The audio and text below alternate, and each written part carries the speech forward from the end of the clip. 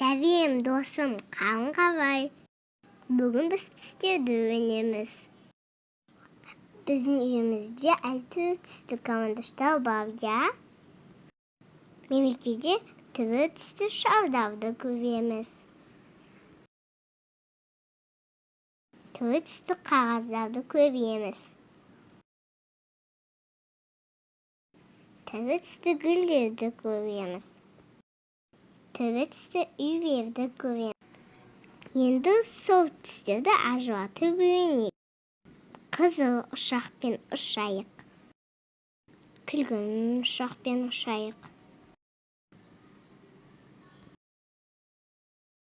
Көк ұшақпен ұшамыз.